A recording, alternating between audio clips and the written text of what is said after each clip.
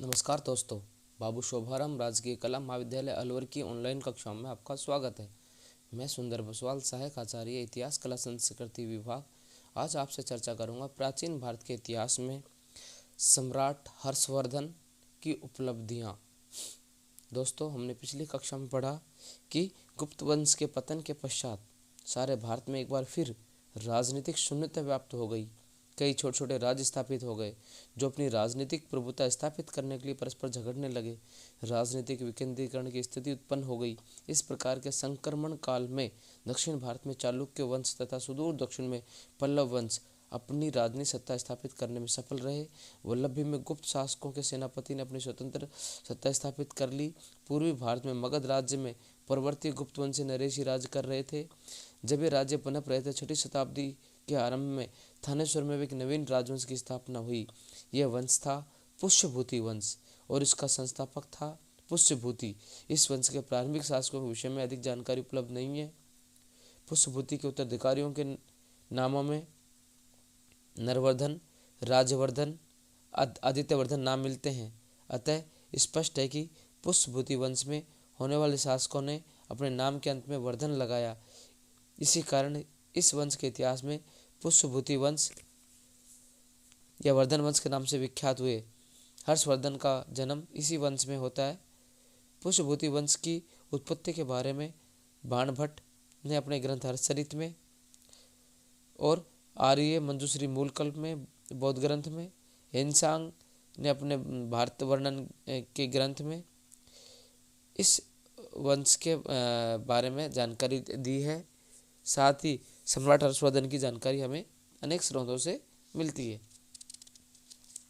सम्राट हर्षवर्धन की गणना भारत के महान शासकों में की जाती है। वहीं योग्य, प्रजारंजक शासक, कुशल सेनापति, साहित्य के रचयिता और साहित्यकारों के संरक्षक के रूप में एक अच्छे साम्राज्य निर्माता के रूप में जाने जाते हैं। सम्राट हर्ष का भारत की राजनीति में उदय ऐसे समय में हुआ जब समस्त उत्तरी भारत राजनीतिक दृष्टि से छिन्न-भिन्न हो चुका था। उसी संक्रमण काल में रणकुशल प्रक्रमी हर्ष की भारत की राजनीति में उदय हुआ। इतिहासकार त्रिपाठी कहते हैं, 6ठी शताब्दी ईस्वी का प्रारंभिक राजनीतिक मंच पर एक अलौकिक शक्ति के आगमन से होता है और हर्षवर्धन में न तो अशोक सा उच्च आदर्श था और न चंद्रगुप्त मौर्य सैनिक कौशल। फिर भी वह उन्हीं दोनों सम्राटों की भांति इतिहासकारी दृष्टि को आकर्षित करने में सफल रहा। कुछ ऐतिहासिक स्रोत हैं जिनसे हमें हर्ष की जानकारी मिलती है। इनमें है मधुबन के ताम्रपत्र और बांसखेड़ा के ताम्रपत्र, कादम्बरी और हर्षचरित जो बाणभट्ट की रचनाएं हैं, इनसे भी हर्ष की जानकारी मिलती है।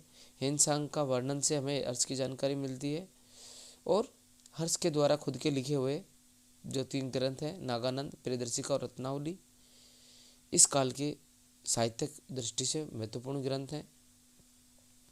हर्ष की प्रारंभिक जीवन और उसका गद्दी बैठना, बड़ी दिक्कतों का सामना करना पड़ा हर्ष को। प्रभाकर वर्धन की दूसरी संतान था और 590 ईस्वी के लगभग इसका जन्म हुआ था। इसके प्रारंभिक समस्याओं में काफ़ी समस्याएं आई। इसमें ज्येष्ठ भ्राता की असामयिक मृत्यु हो गई और विपरीत परिस्थितियों का सामना करना पड़ा। कन्नौज के राजा ग्रहमन का वध हो गया।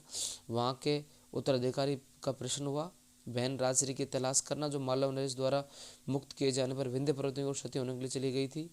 राज्य के चारों ओर पुष्यभूति मौखरी वंश के लोगों द्वारा उपद्रव मचाना और अपने भ्राता के वध का बदला लेना, इन कठिनाइयों का सामना हर्षवर्धन ने बड़ी सूझबूझ और समझदारी के साथ किया और थानेश्वर का राजा बनने के बाद हर्ष ने कन्नौज की गद्दी पर अधिकार किया और कन्नौज के बाद हर्ष ने दिग्विजय की नीति की घोषणा कर दी। हर्ष ने अपने साम्राज्य बनाए रखने के लिए राजनीतिक एकता स्थापित करना अत्यंत आवश्यक था, इसलिए इसने कन्नौज और थानेश्वर दोनों को शासक बन गया।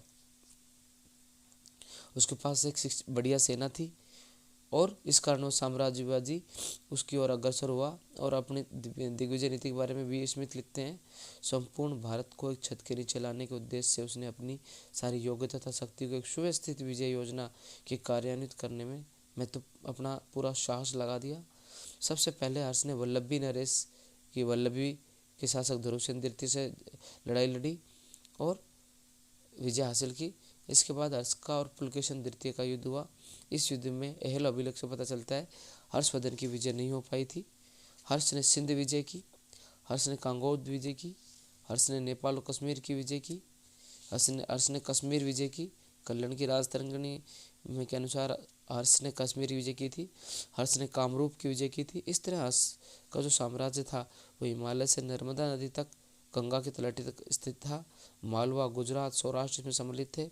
सुदूर पूर्व आसाम के दूरवर्ती नरेश, सुदूर पश्चिमी के वल्लभी नरेश उसका आधिपत्य स्वीकार करते थे। हर्ष चरित में हर्ष को सकलो उत्तरापथनाथ कहा गया है। इसका तात्पर्य थानेश्वर कन्नौज के राजाओं से नहीं बल्कि मालवा, गुजरात, सौराष्ट्र, सिंध प्रदेशों पर हर्ष का अधिकार हो चुका था। और हर्ष के पंच भारत हेनसांग हर्ष की पंच भारत विजय का भी उल्लेख करता है।